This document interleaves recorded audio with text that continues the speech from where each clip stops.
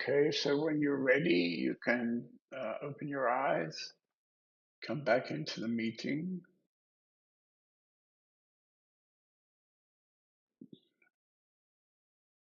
And then I would ask somebody who perhaps would like to share what happened to them. Okay, Nasaraj is being a good boy. Let's see him.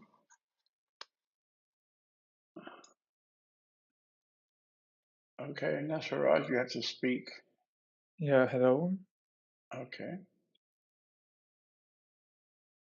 So I in think the you've had beginning, a haircut since I last saw you, is that right? yeah, 1 week ago. Okay, good. So what happened in your meditation? In the beginning, were many switches. I mean, there was a falling in the nothingness. I don't know in what, and then some thought came, some breath came, some sensation came, and then I followed this for some moments, and then I realized that I got caught up in it, and then I went back into just playing. And Okay, in the last stage, there was just a vibration in my center, and I stayed with this for a longer time. But still, also there came a repetitive thought, was just describing what I'm doing or what I experience. all right, all right, good. And how do you feel now? Energetic. Okay. Okay, good. Okay, let's see who else is. Maybe somebody. Oh, we have Arjuna, and then maybe somebody who I haven't met before would like to. Okay, Arjuna. So, hello. Hello. So, there was a lot of excitement in my upper lower body when it started because I was really looking forward to the satsang. I was very sad when it didn't happen last week. Right. And, Right. and there was a lot of thoughts about this excitement and what happened since like we had our explosion. Right. It didn't really calm down. There was maybe 30 seconds where it calmed down in the middle, but then this excitement, everything just exploded again, and I just could Okay. be with it, Good. yeah. Right. Right. Okay. Let's see if somebody else would like. Perhaps somebody who I don't know would like to meet me. This is our sort of moment.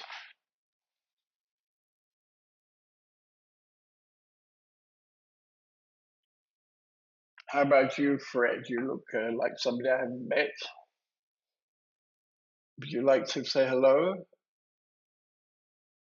Hey, I'll put the unmute on. I hope you can hear me. Yeah, we can hear you. Yeah.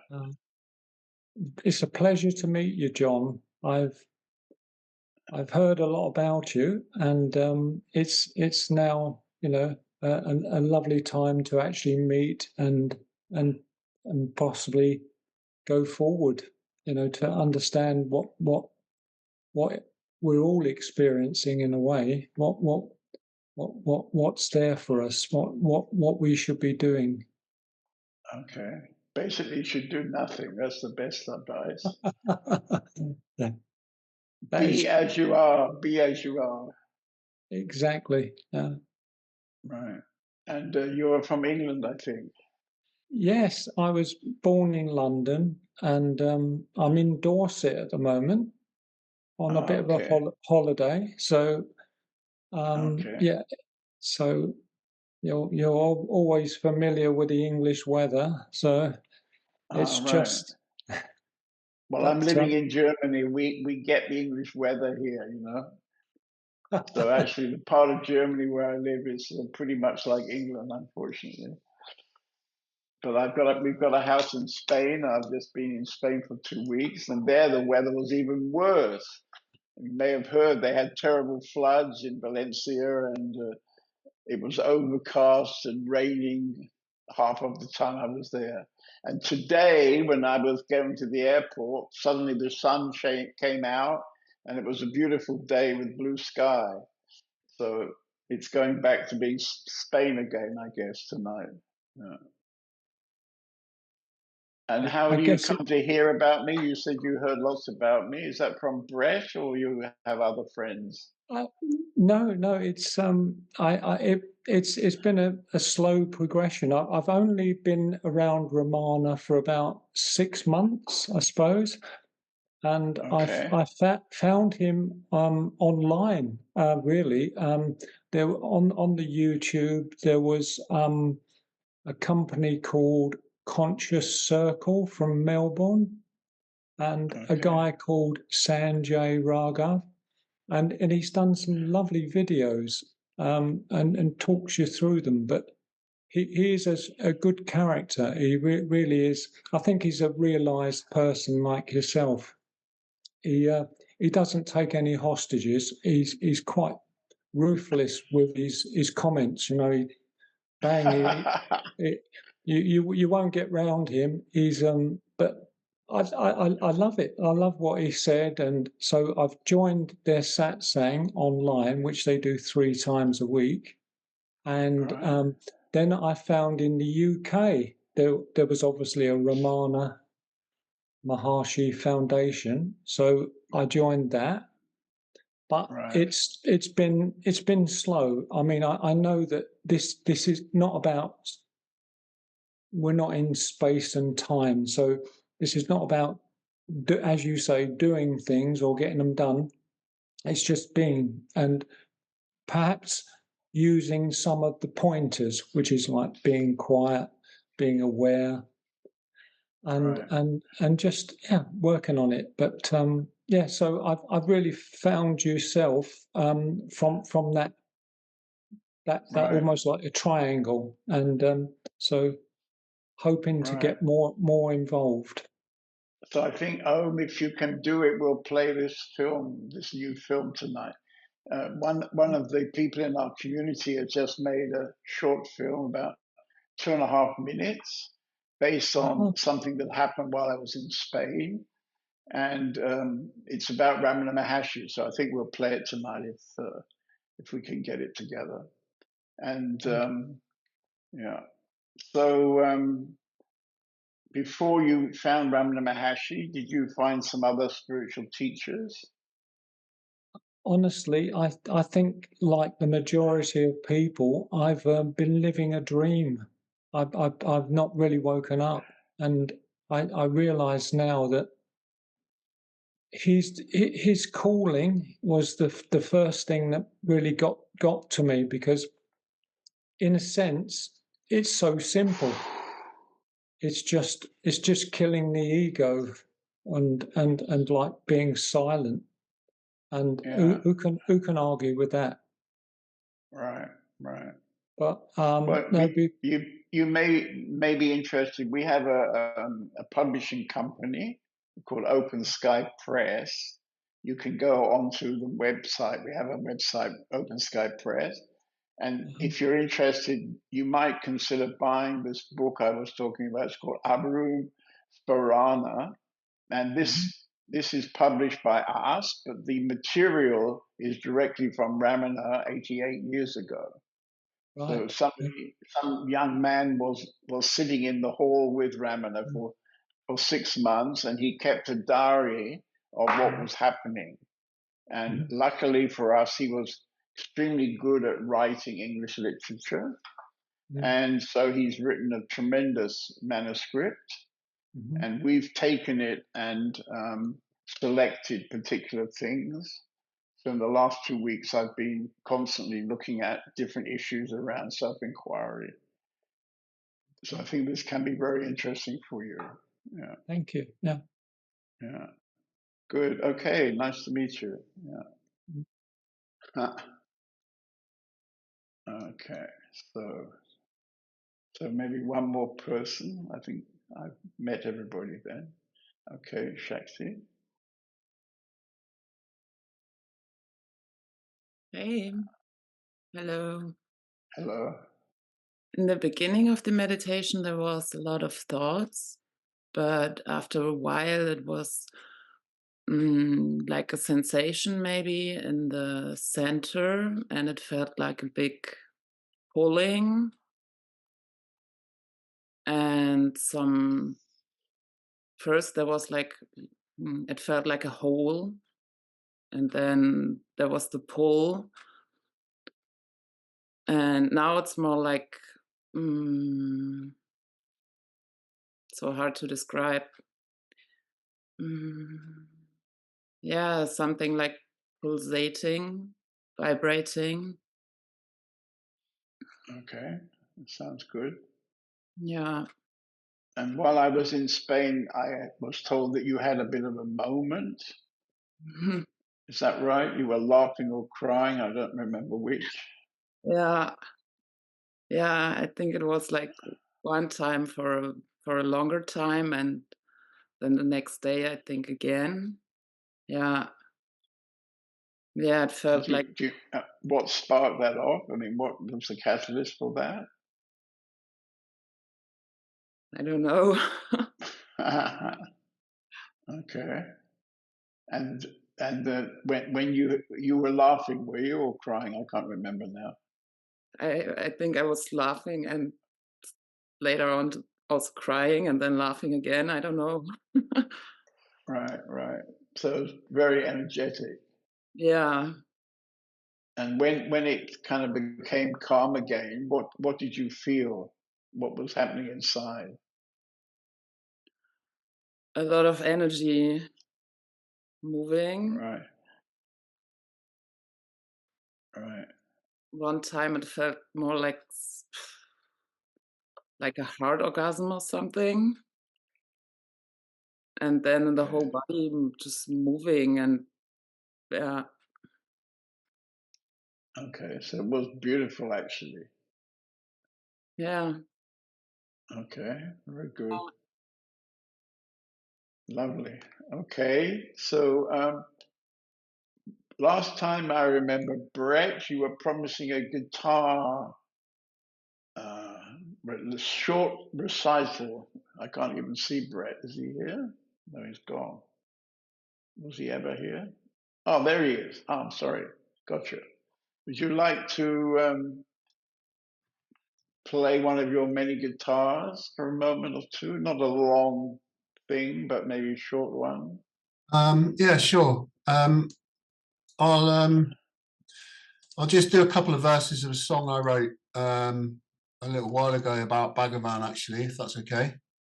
Yeah, perfect. Yeah, lovely. Lovely. I'm sorry, I'm not the best of public performers, but I will try my best. I don't know whether you'll hear the lyrics over the top, but if I just do the first verse and then the chorus, and then you'll kind of get the drift of it. Okay. And tell me, I've a bit forgotten. Are you coming to India with us? Yes, I am. Yeah. So bring one of your guitars. Yeah. Without a doubt. Yeah, I will do. Because we've got quite a big band now, and we'll almost certainly play in Ramana Ashram. So I think for you, that'd be an absolute privilege to do that. I'd be dream come true, really. Just bring your guitar, and we'll train you up with the other guys. Yeah, I mean, it's not. I'm more sort of like a. Sorry, I'm an AC/DC sort of guy, so it's kind of a little bit. It's a little bit folky, but I write folk songs as well, but. So anyway, it's okay because in India it'll be mantras, so you don't have to think about it. Yeah, I'll have to learn some of that. I think Om's quite good with that stuff, so perhaps there's something I can learn from Om there and the other ladies. Yeah, if you write to him, he can probably send you a few of our mantras, videos of our mantras. Yeah, that'd be great. Yeah. Okay. Go ahead. So, Bhagwan song. You hear that okay, yeah? Yeah, go for it.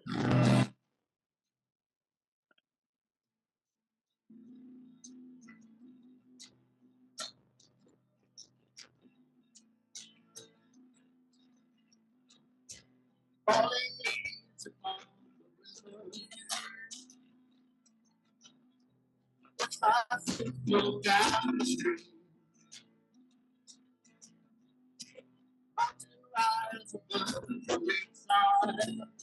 think we have a problem. Sorry.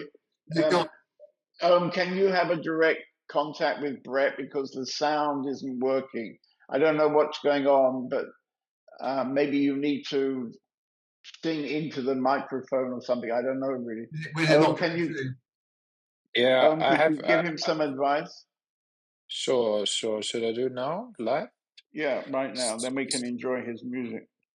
Cool. So, Brad, go to the settings of Zoom, yeah, and then go to audio, yeah, and then scroll down a bit, and there it says audio profile, and yes. you can select something that says original sound for musicians.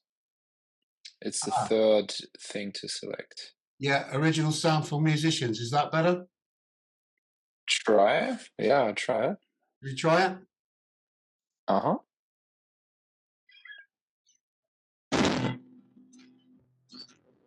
Oh. Is that better? Is that better? Maybe a better. Maybe then do live performance audio. It's the fourth one. The settings. Yeah. Ooh, Okay, let's try that. okay.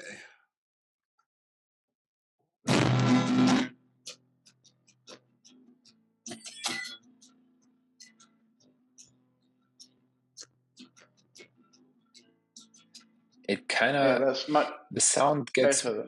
the sound gets very quiet though. So maybe you turn down your amplifier a bit so that it is like on a medium level, and then maybe it comes through. Okay. Just 2 secs. Output. So test speaker. That's the input test speaker volume. Let's try that up a bit.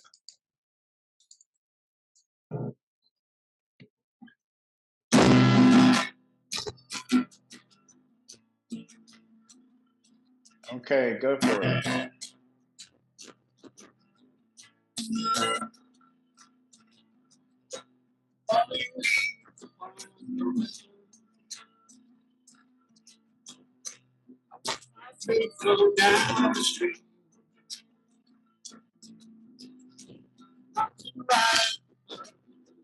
Brett, I think it doesn't. Brett, I think we have to stop. Sorry.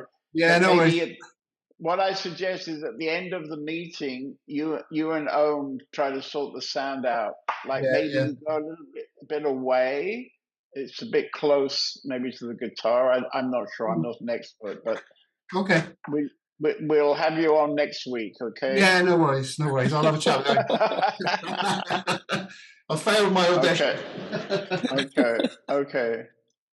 Okay. So, is anybody on the gallery like to have a bit of a personal dialogue? I was told that Klaus wants to talk about enlightenment. Is that right? I see he's lost his front tooth, so that's probably what he's feeling, a bit light in the front there. You lost. Yes. You look like you've lost 2 teeth, actually. Yeah. Yeah. Yeah, I got a problem with that. Yeah. So hello. So I'm new to this. Are you also from England? Yeah. Which country are you from? Germany. Okay, Yeah. good. I live in the south in Black Forest, so rather close to Freiburg, if you know that. Yeah, our community started in Wandsworth, Tingen. 20 years ago, we lived there for 2 years. Oh, yeah, that's rather close, yeah. Yeah, so we know that area. Yeah. Right. So you have a question about enlightenment? Yeah. yeah, so I'm on this path for about 30 years, and Right. but yeah, I had the feeling that I got more and more stuck, so I didn't have any breakthrough or yeah, so an enlightened experience, and so that is right now what I'm yeah what I'm looking for. Right. I mean, uh, when you say enlightened experience, what are you expecting to happen, or what kind of experience are you looking forward to? uh, yeah, very clear experience that I'm not the body. So Yeah. and so in the recent years, I was following a lot of non-duality teachings or teachers, and I was listening.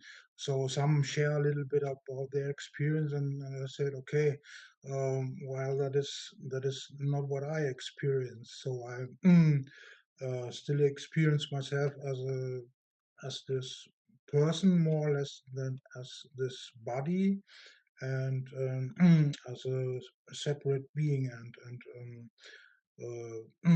yeah, a lot of teachers say, okay, so well, I'm not this body.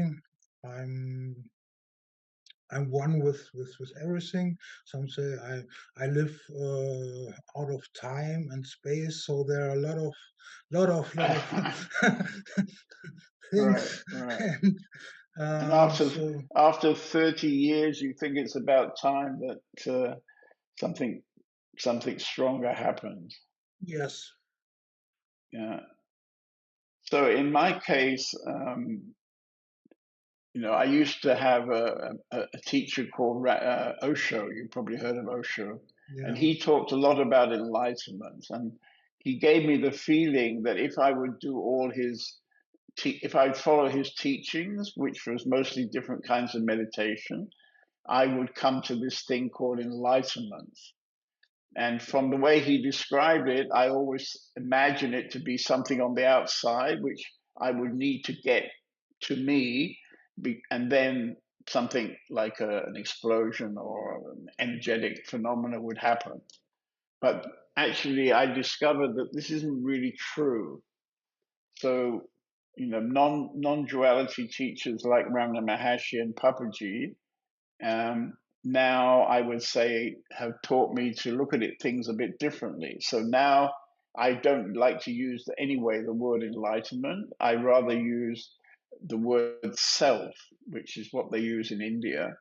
And so my sense is we all come onto this planet with a certain naturalness or central nature or our beingness or one with existence or one with the divine intelligence, something like that.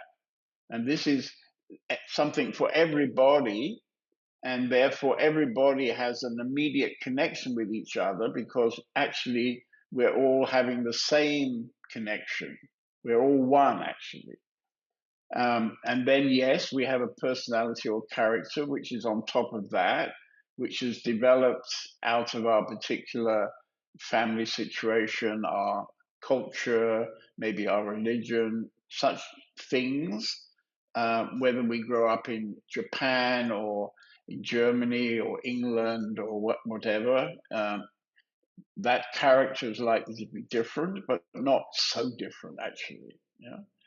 So what I've come to understand is that if we want to connect to this deeper place, which whatever word you want to use for it, then we need to get rid of the things which create a kind of barrier.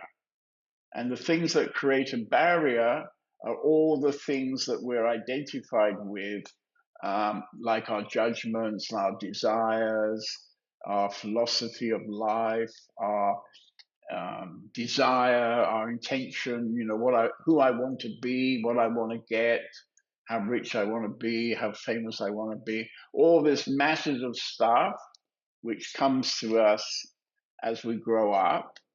This whole story has identified us. We're usually completely identified with all that. And that has to go. So we have to really look at how we've become identified in a way which we don't always realize because it happened in a very subtle way over many years.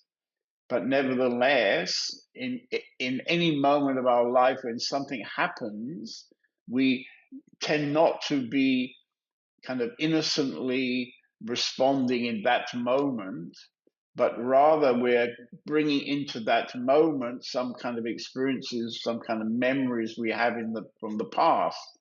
And so we're not free. We're not living in a free way, and we're probably not very present either, because all this pull to the past is taking us away from this moment. So, for example, I'm living in a community of people. I think right now we're 18 people, and we've been living together for 20 years. And we work together, we meditate together, we have these kind of meetings together, and so on. And so this is a wonderful mechanism to show and to support each other in the process of letting go all this old nonsense. It's much more difficult to do it alone, and I would say it's much more difficult to do it in the society, because very often in the society, nobody really understands what we're doing or why we're even doing it. And so there's very little support in the society. Anyway, here in Europe, I mean, there are countries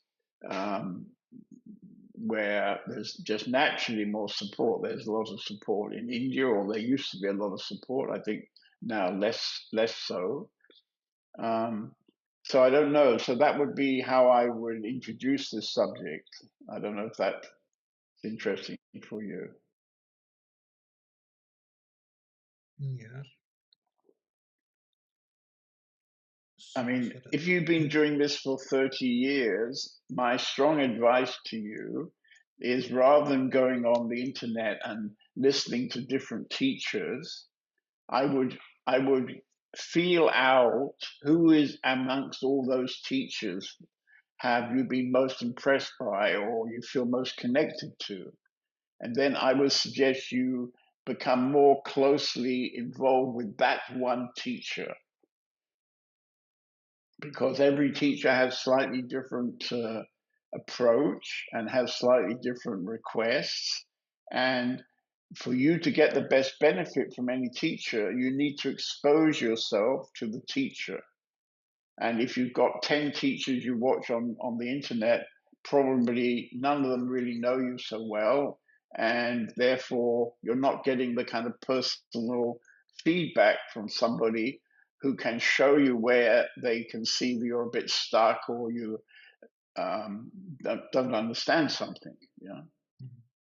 So my strong advice after 30 years is, as I say, to look inside to which of all those teachers you've been following is the one you feel most akin to, and then get much more involved with him.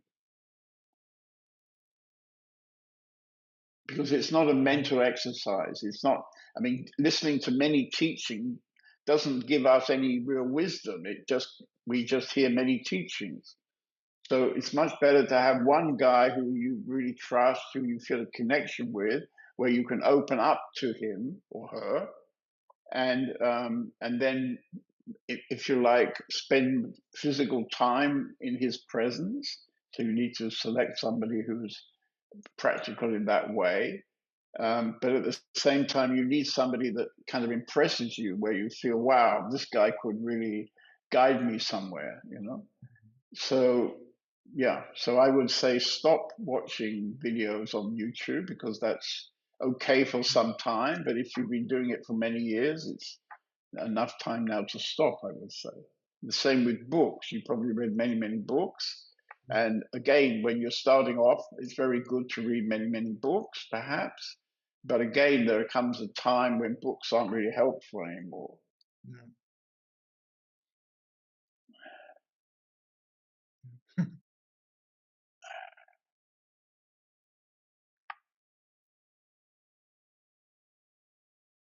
So does that, what I've said, grab you at all? I mean, Pardon? does that grab you? I mean, you've been watching different teachers. Is there one that, when I say that, is there one that immediately comes to mind that has touched you a lot? Yeah, actually, there are some, but yeah, most of them are not in Germany. So it's always a little bit difficult to meet a teacher in person. So Yeah, well, I would say that's essential. If after 30 years you have a longing now to become free, it's absolutely necessary to have a physical teacher who you have regular contact with. But, you know, you might have to shift a bit, you know. I mean, in my case, I was living in England, and when I was about 29, I'd become frustrated with my life.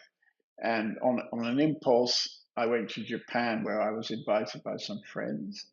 And when I was living in Japan, where I stayed actually for 3 years, during the 3 years, I met somebody, actually somebody who was an architect, because I was an architect in those days.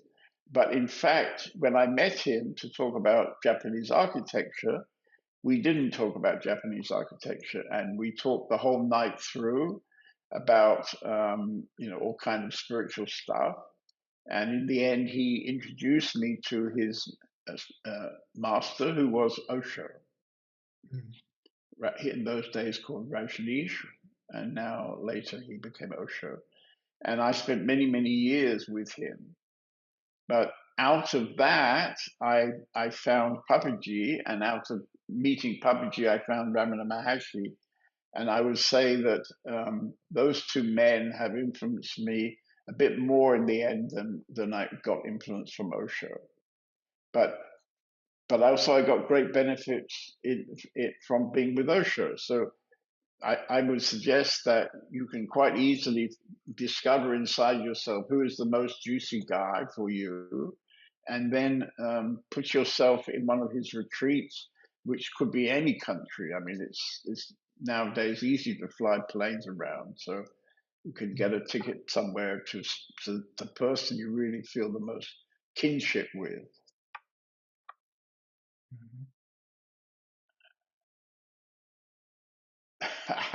And if you find you don't find anybody, you can try John David if you like, because I'm very available. I live in Germany. My community is in Germany.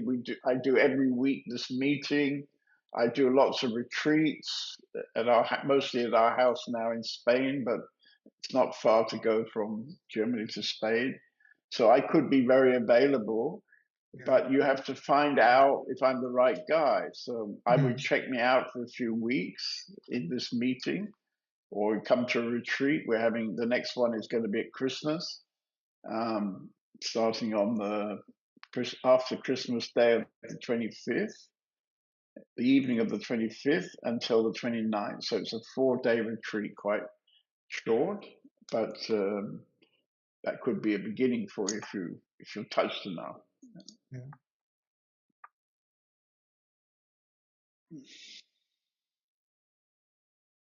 Yeah, sounds good. And if you need a dentist, we know a very good one. I just had all my bottom teeth, I think about 8 teeth taken out, and some new plastic ones put in. So I recently have fixed my teeth, so they're all plastic, and I'll never have I hope to go to a dentist again in this life. Yeah, for me, looks like I'm facing the same problems. So, yeah, I have a schedule at the dentist next Right. year. So, Well, it's not so bad. You get some implants, and then they make kind of plastic teeth between them. It's not really difficult anymore. yeah. So yeah, I have to get that fixed, and then I'm more easy to go to retreats. Or Well, I think you can go to retreats without any teeth. That's not really a problem. It sounds like you have bigger problems in your teeth, because if you've been doing this for 30 years and you're not quite satisfied with yourself, then that's a much bigger issue than your teeth. I think I don't think anybody minds your teeth, except maybe you. I don't know. Okay, so yeah, let's see what happens. okay, yeah. Thank you. Okay. So I've got a text for tonight. I need to read it. So this is one of the texts that came out of this book project. So this is it's a little bit complicated actually, but it makes a very important point. So this is called the danger of emptiness. The danger of emptiness. So there are two kinds of how can I say, there are two kinds of possibilities. One is to be empty, and the other is inward facing consciousness. There are two Indian words. The emptiness is shunya shiti, and the other word is impossible for me to pronounce. Maybe if there's somebody can help me, it's something like anta mukha bhyavan, and that means inward facing consciousness. The former, that is emptiness, is a variant of sleep. The current of awareness is either dim or, in severe cases of affliction, not there. Okay, so that's one of these two things. So emptiness is kind of, he's saying, is kind of like sleep, emptiness. I mean, there's a lot of spiritual talk about becoming empty. And I think I'm going to change my way of speaking about that, because it can be misunderstood. Just this week, there was a Spanish lady who was getting very upset when I mentioned being empty, because she was afraid, how can I function in the world if I'm just empty? Yeah. So it's a little bit dangerous to use this word empty. But anyway, Ramana is very clear that being in this emptiness is not a good thing to do. But the other one, the mind is fully alert, aware, or conscious, but not extraneously active, not effervescent in relation to any craving to satisfy choices for sensory fun and intellectual exploits. It is an unfortunate fact that many teachers of meditation tutor emptiness as purposely delude their pupils into believing that it is jhana, that it's the natural state. So the natural state is not this emptiness. He's saying emptiness is a deadly spiritual poison. Deadly spiritual poison. It drives one away from the heart. And thereafter, the lost ground has to be recovered all the way by means of doubling back, if jhana is to be reached. That is why meditation is not encouraged here, but only vichara. Vichara is self-enquiry. So then he was asked about meditation. Is far from helping me to realize the self, is actually harmful. And Bhagwan immediately said, undoubtedly.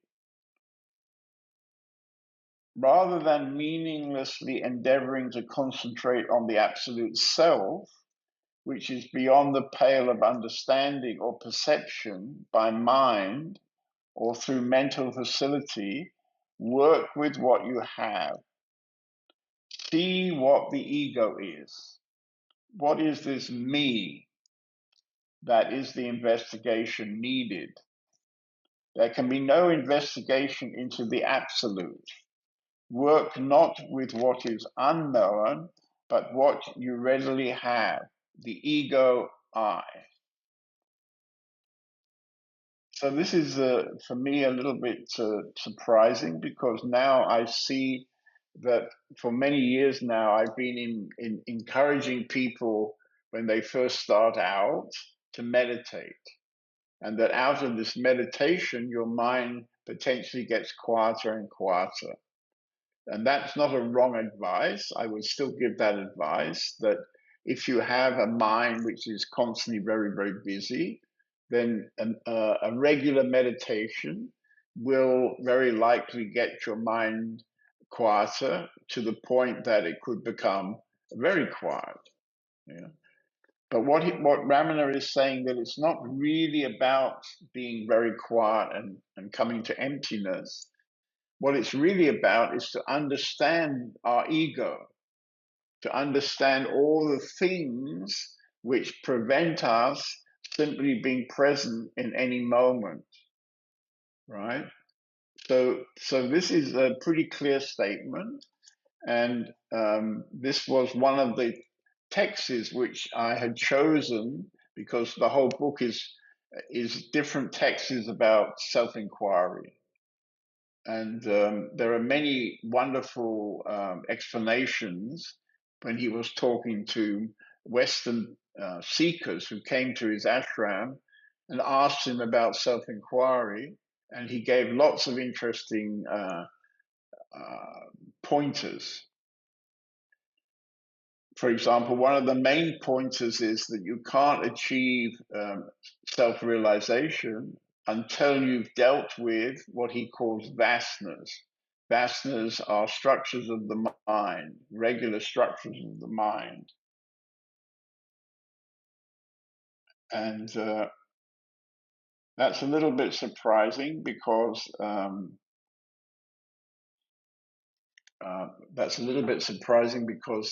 it was never that clear to me before.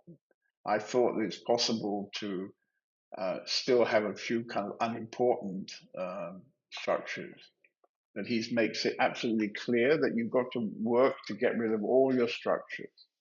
And these structures include things like, I don't know, wanting to go and party, wanting to go and drink a lot of beer in a bar, all these things that we've kind of invented for ourselves so that we can make ourselves feel a bit better, you know. So out of this sort of desire to feel happy or to feel better or to feel something more special, we have all kinds of stuff that we like to do, which becomes a kind of identification, actually. So we need to look at those familiar structures and see that they are also preventing us coming to our true nature. So I'm going to read this again, and we'll go through it a little by little. So if you like to wave your hand, and we can have a bit of dialogue about this text. So emptiness is a variant of sleep. The current of awareness is either dim or, in severe cases of affliction, not there. Anybody like to comment about that?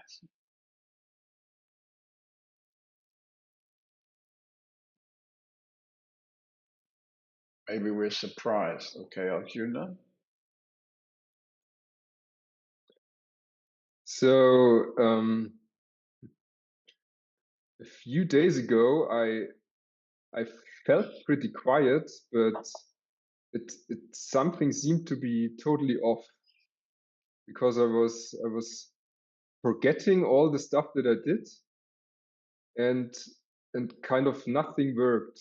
Like I forgot what I did a minute ago, and it felt like the whole life is kind of not working out for me. Like the simplest tasks I did wrong, and then I just was curious about if it could be something like this. What could be something like this? Yeah, this that this quiet mind was just a total being totally unaware. Oh, I see. I see. Okay. So you're talking about a situation where you were actually quiet, but you saw that you couldn't function very well. Yeah. Right. Right. And I wasn't sure if it's just, I don't know, sleepiness or I just couldn't figure out what is happening. Yeah. Right. Right. Right. Well, it can be that what he's suggesting was happening, which is that you know the awareness you had in that moment wasn't very strong. You see. So in order to function well, you need to be kind of very alert and have a strong awareness. And if that's not there because of what he's saying about the poison of emptiness, I must admit I wouldn't have seen emptiness as a poison before. So, I mean, I've never read that anywhere except in this particular text. That's why I chose it. But I can see what he means because, in a way, emptiness is a bit of a cop out. So in our community, we're meditating 3 times a day, every day, and we get a great benefit from that. It connects us to each other, and it connects us to a deeper part of ourselves. But also, what he's warning is that that's not going to bring you to what you really want, because the self is completely natural. And the self is always there, and you're never going to be able to discover it. It's like a completely unknown aspect of human, which you can't really grab it. You can't get it. You know? It's the basis of everything.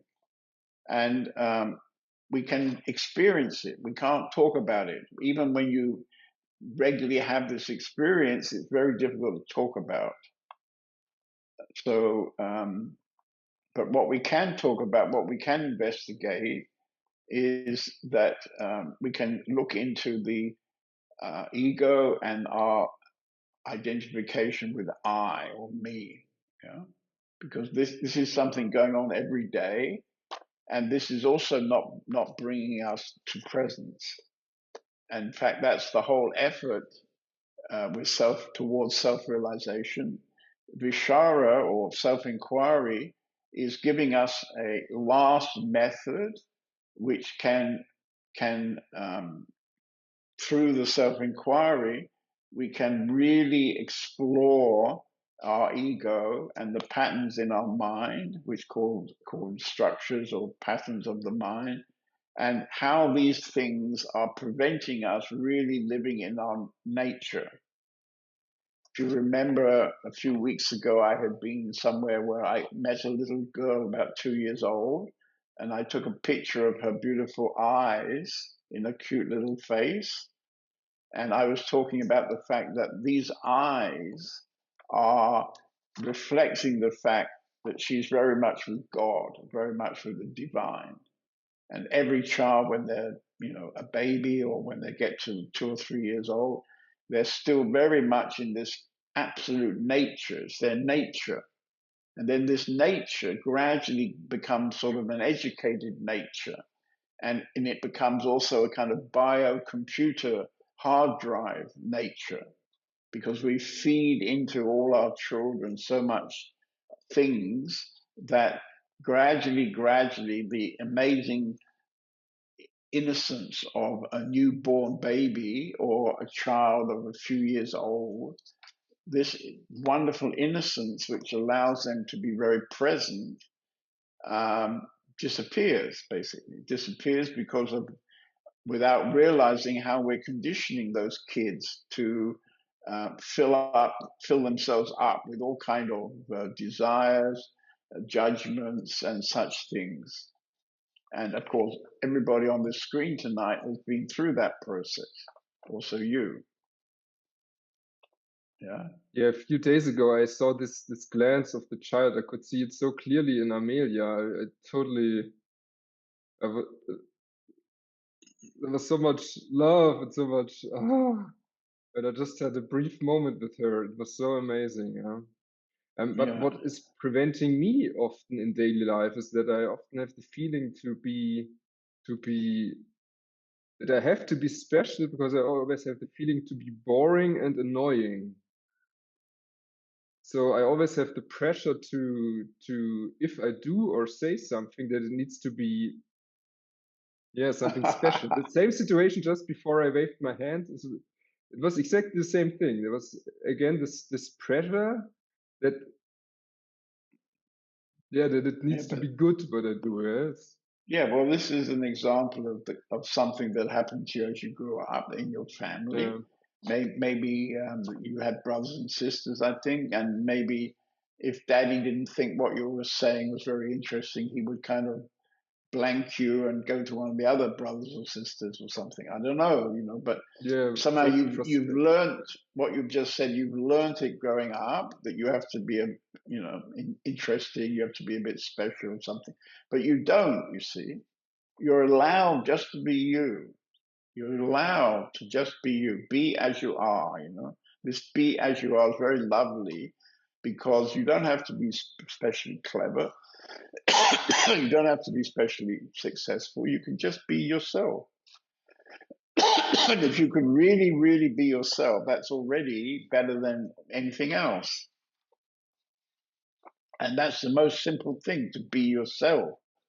It's much more difficult to be like, some very successful rich person or some famous politician, or famous singer or dancer or actor or painter.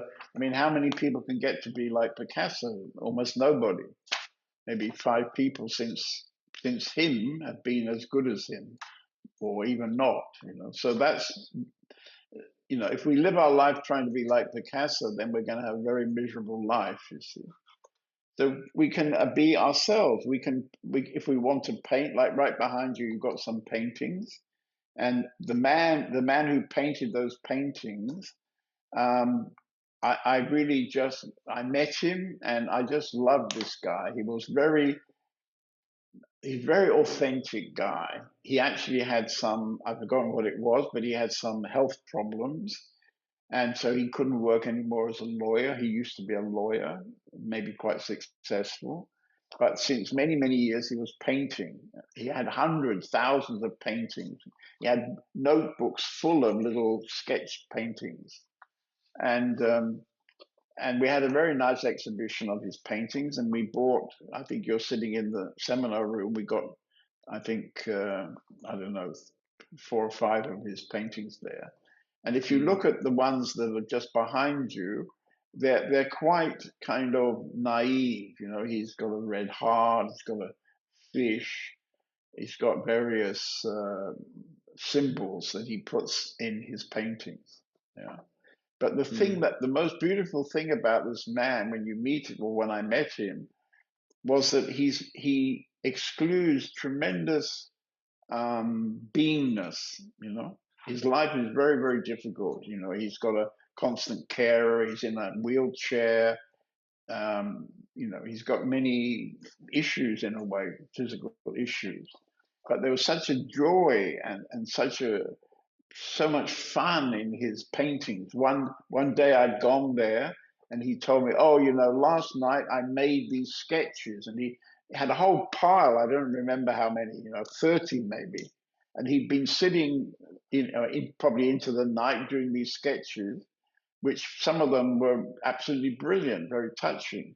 And he'd done maybe 30 in one sitting because he just loves it. And when I started going to his gallery and looking through all his material, I found he has books and shelves of books where all these sketches are in, because it's almost like he can't not draw something or paint something. So to meet that man is very beautiful, because although I wouldn't say his art is particularly, how can I say, it's not deeply serious or deeply touching in a way.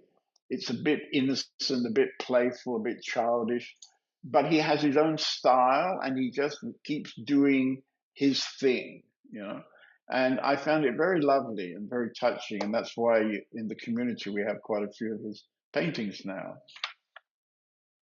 So be yourself. Just be who you are. You see, one of the things you're going to discover now going to India in the village. There's a village just behind the ashram where we're going to live for 3 weeks, and in that village, the people are amazingly natural. So, for example, they don't lock the door of their house. They even have some animals maybe sleeping in the house with them. And when you walk down the street, you can kind of wander in and out of people's houses if you have the courage to do that. And you get a big smile, and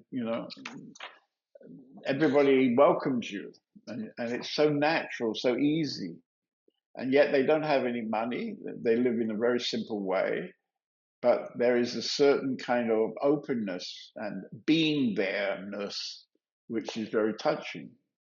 So all of you who go to India this year, you should find a time to walk through this village, because I don't know, I haven't done it for a few years now, but years ago I did that, and I was always very touched from walking there.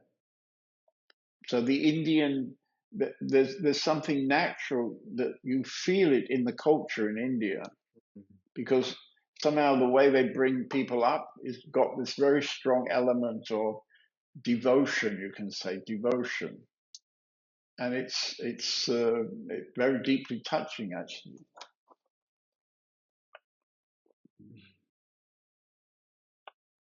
Okay. Yeah. Let's see if there's somebody else. Okay, here we have Mr. Marco. Hello. Hey, How are you going? You're still alive anyway. I'm still alive. I'm a tough guy. Yes, I'm still alive. And are you doing better now? No, I didn't have a surgery because the surgery was cancelled by the doctor because of another emergency. And the other day, I met another doctor, and he told me not to do the surgery. So I decided to have a second meaning, and I traveled to Germany, near Münster, nearby you, and Yeah. I had a second meaning of nearby the opposite of that was what the first doctor told me. So now you know what I mean. Yeah, I but you don't. have to. I mean, you have to be very careful with these doctors. Yeah. I've been my own doctor for the last about 15 years, because I got so many different opinions about my prostate cancer. Like 15 years ago, the first doctor I went to, he did a biopsy to check my state of cancer in my prostate. And his advice was I should have an operation and have the thing cut out. My prostate should be cut out. That was 15 years ago. And not realizing, I went to another doctor and a third doctor, and they all gave me the same advice. Yeah? And then I discovered they're all surgeons. So surgeons will always give you the advice, cut it out. Yeah? And then there are other doctors who have other possible ways to deal with you. And so I would strongly recommend that you you trust your own opinion, and you meet a few different doctors who are offering different techniques, and you'll meet the right guy then. You'll meet somebody you just feel trust with, and probably it's simple what you need. Maybe it's not so complicated. So that's my advice. But anyway, you're not asking me about medical advice, I don't think. No, but I share your opinion on this, because in fact the cardiologist told me that how is it called? They want to cut to break up the body, and that the cardiologist, we have totally other things to deal with it. So now I will see the doctor tomorrow, and I will take my conclusion. I think that I won't have a surgery, at least not in the next 6 months. Right. Okay. I would refer to the text you already read about Ramana, and I'm a little bit surprised and disturbed at the same time, because I often, nearby every night, wake up at 4 o'clock in the morning, and I sit down for meditating for an hour. And Right. most part of the time, I'm taking my phone. I take I put a ring after 1 hour, and most part of the time, I'm not aware of the space and not aware of the time from this hour. Except Right. when I'm not in this mood, I'm in thinking, and when I'm thinking, I'm in time and in the space. So now I thought I thought that when I'm empty and when I'm not identified with the time and with the space, that means that I don't feel the time running through an hour. I'm suddenly wake up by the ring of my phone. I thought there I was the whole and the emptiness, what is on same time the full of all. So now you tell me that Ramana was saying that this is a kind of poison for the self, and Well, he's saying it's a poison. I don't know if he's saying it's a poison for the self. He's saying that's not really going to help you. And, for example, if you were able to do one of the samadhis, you could be in samadhi for 100 years. Then you come out of the samadhi after 100 years, and then you still got to do all the work dealing with your vasanas and stuff before you can live in freedom. So actually, it's not really the way to go, I would say. The way to go is to investigate what prevents you simply being functioning from your true nature. And the thing that stops you doing that is all your ideas and desires and choices in life. These things become so strong inside us that we are identified with something which is not true. We're not identified with our being. We're not identified with the fact that we are one with everything. I'm aware of this, and when I have the chance to see that I'm thinking, I tell myself, whom is this thought driving off? And it's the me, it's the I. So I look into I stay with this idea, or with this, where is this I? And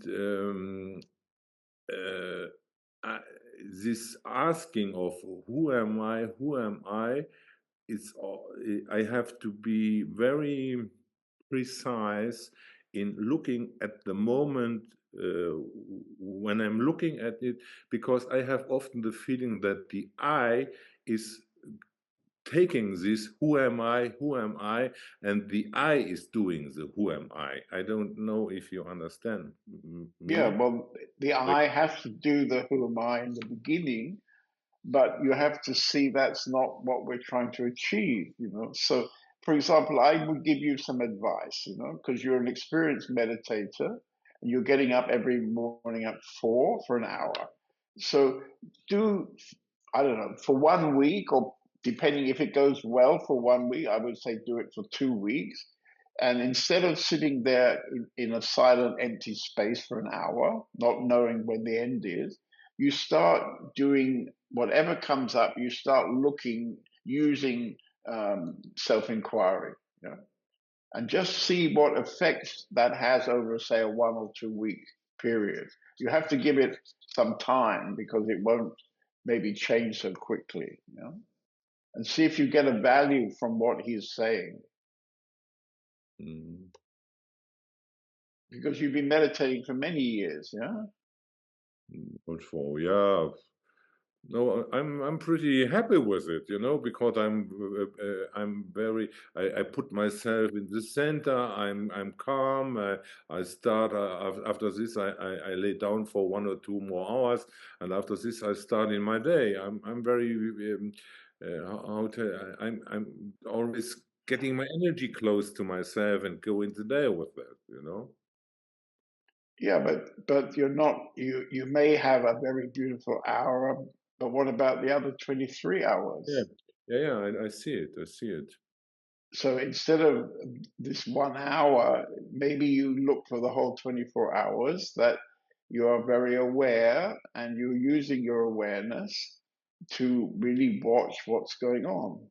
Yeah, I watch it, but you know how many vasanas I have in my structure? It's crazy. I ask myself, will it ever be possible to get rid of all the thing? You know, it's Well, crazy. you got your answers coming now from your dear wife. She's laughing. Of course, Yeah, it's possible. I she's mean, funny. I don't know. why would you be the only spiritual guy where it's not possible? Because you've got so many of them. You know, everybody has so many. But what actually happens is, you know, I sometimes use this analogy. You know, I don't know if you know anything about bridges. You know, if you want to make a bridge, an arch bridge, you know, you start at the ends and you put some stones, and then you come to the middle, and then they have a special shape of stone. They call Yeah, it, I've forgotten what it's called. The keystone, yeah, the keystone, right? So when you place the keystone, the whole bridge is absolutely solid and absolutely fixed. So if you want to destroy the bridge, you've got to break the keystone, and then the whole thing falls down. And in the same way, all our vasanas, all our structures are dependent on this wrong idea about I. So the I is a kind of keystone. And once we smash this I, everything falls down. So you don't have to worry that you're going to spend the rest of your life always asking yourself, who am I? And you know, it's like a nightmare. You can actually deal with the keystone. And the keystone is this I. And that's what's beautiful about Vishara, that he's getting you to focus on this I and find out, who is this I? What is this I? What's the whole story about it? You see? yeah.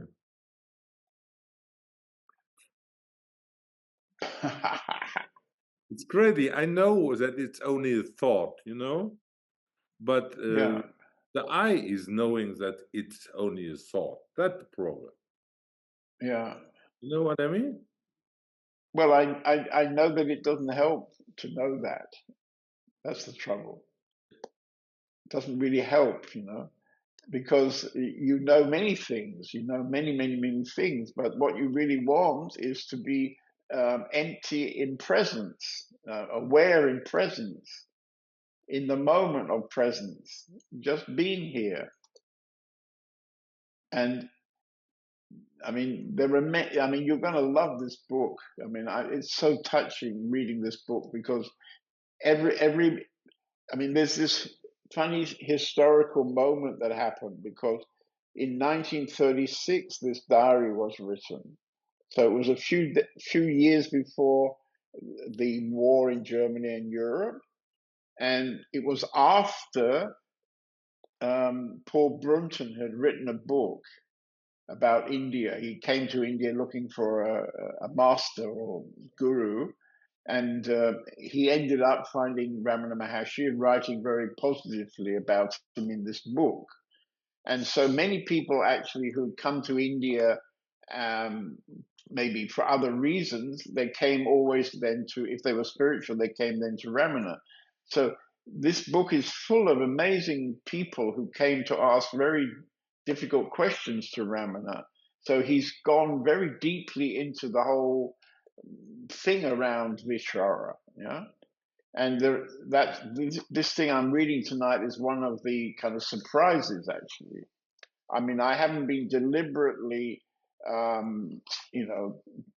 handing out meditation poison deliberately, because I was, even after reading this, I personally would say, if you have a very busy mind, then a regular meditation is a way to kind of get the whole thing under control, But it's not the answer.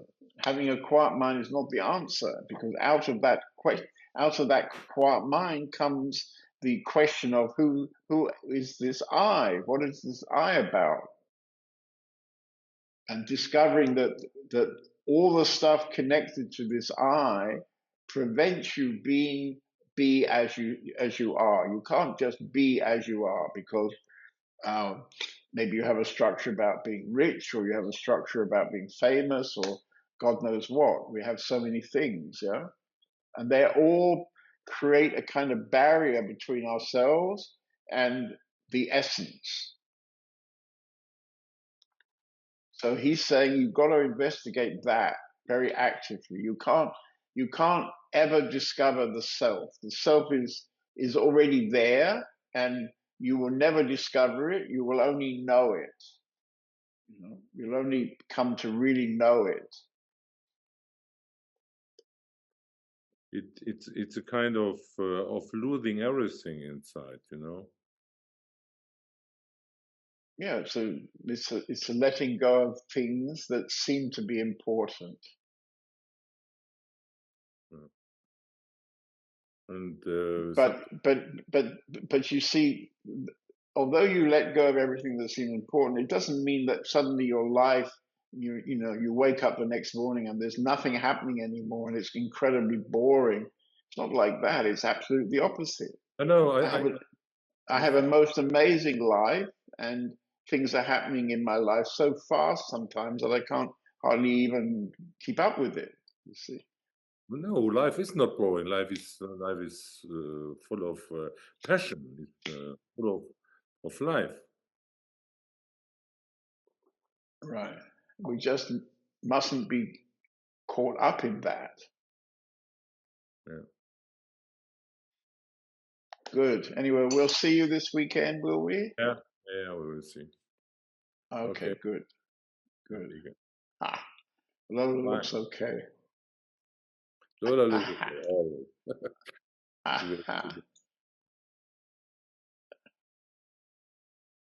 Good. Somebody else like to come into this manuscript a bit with me? Anybody want to make comment? I'm not sure if I've made it altogether clear.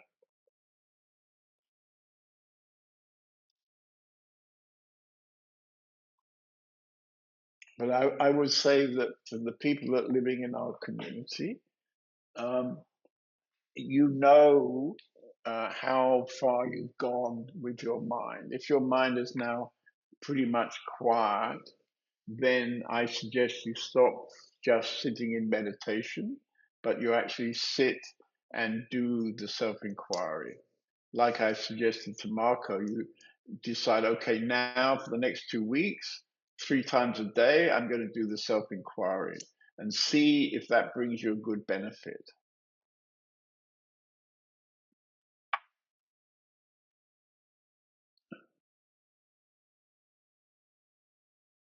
Okay, anybody like to, okay, Radha?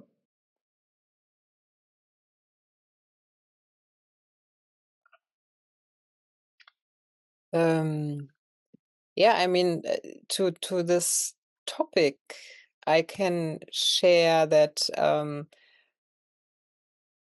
I had an experience once in Denia, when you made like a guided self-inquiry with us in the retreat. And there I could, I don't know, I could see you were reading from the book about the self-inquiry, and I don't know, through this reading and pointing towards it, I became aware that exactly what you said, it's not enough just being quiet. I came to the point like, it's like getting out the root. Right, right. Yeah, like the ego is the root. It doesn't like when the emptiness is the ground. It's not like being on the ground empty. It's like getting the root out.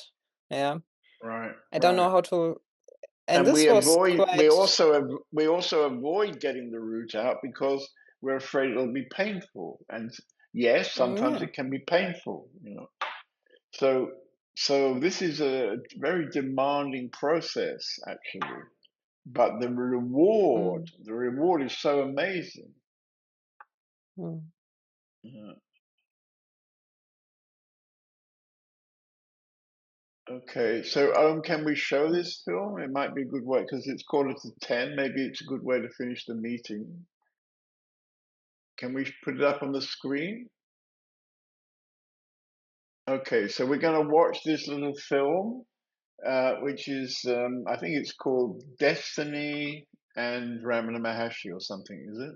What's it called? Yeah, correct. Yeah, correct. Okay, so this is hot off the press. We only decided just before the meeting that we like it very much. This was made by Carly, so this is very nice. Oh.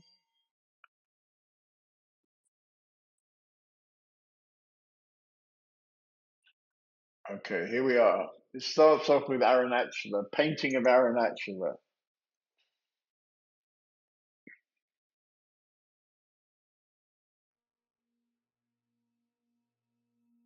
Bit louder.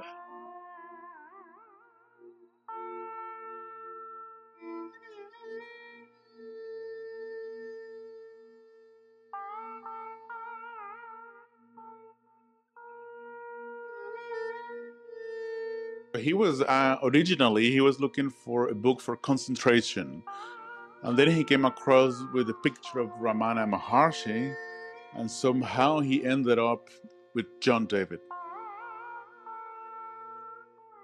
Okay.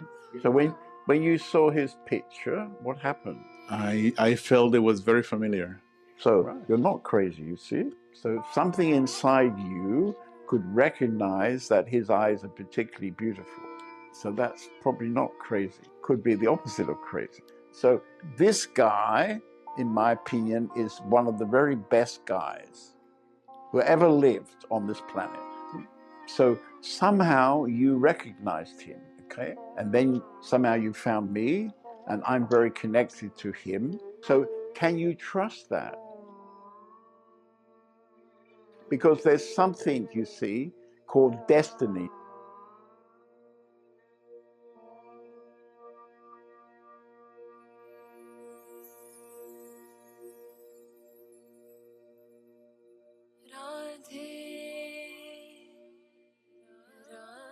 Actually, everybody here is for some reason. It's one of the beautiful things.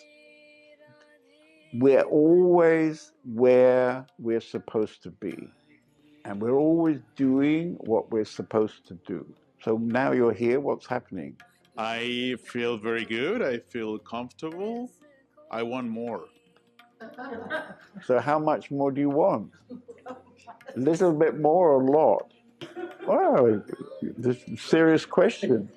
So in about 6 weeks, I'll be in India, and I'll be there with about 30 students, and we'll be staying 10 minutes from his ashram. His ashram is full of a certain energy.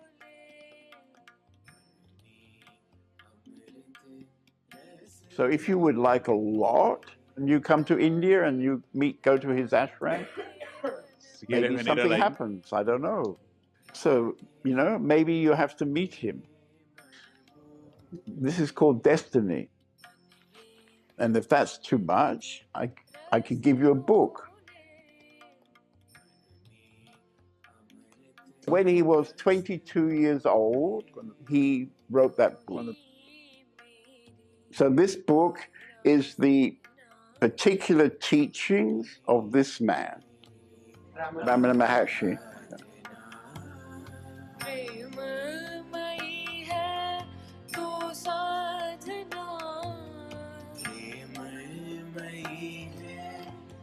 साधना तू ही मेरी आराधना तू ही मेरी आराधना.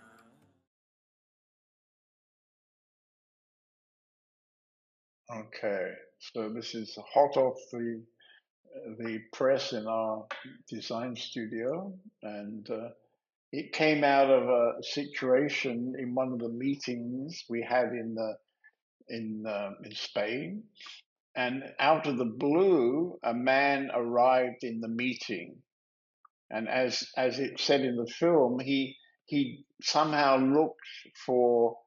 Well, he was looking for a book about concentration or a teacher about concentration. And then somehow on the internet, he found Ramana. And then out of finding Ramana, he also found that I'm closely associated with Ramana. So in this way, he came to the meeting. He just arrives out of the blue, so to speak. And he was a nice guy. And as you heard, I was saying, well, what do you want? Do you want a little bit? If you go to the waterfall with a cup, maybe it's better not to go with a cup, but to go with a whole huge bucket. Then you get more. So when he says he wanted more, I was ready to offer him a trip to India. So, but this was not even. He couldn't even consider that. And therefore, I took a copy of the book and gave him the book. It's a very good book. So maybe after he's read the book, he'll come to India next year, or he'll come and meet me in a retreat or something. I don't know. So when destiny shows up, we need to say yes to it, you see.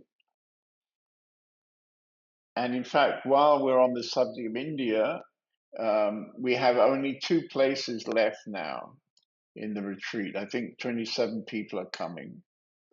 So it'll be a very nice, very energetic retreat, and we have 2 more places. And also, while we're talking about retreats, we're having a 4 days, only 4 days Christmas retreat, which will start on the evening of the 25th. So I'm told that the 24th and the 25th are the big family days, and then you could escape your family in the evening of the 25th if you want to, and come here for 2 days. So Thursday, Friday, Saturday, and Sunday after Christmas, we'll have a 4-day retreat. And the other thing I wanted to say, which I forgot in the beginning of the meeting, is we have 2 new residents for the community that I found in Spain. Actually, they're 2 German people called Birgit and Manfred, and they will come this next weekend and stay for at least a month. And I got the feeling that actually they want to live in the community. So this is rather nice. They're quite lovely people. And I had met him in a meeting in Berlin 6 years ago. So he's been kind of getting hot for 6 years. And now they're ready to, I don't know what they're ready for. We'll find that out. Anyway, so that's kind of nice. Okay, so thank you.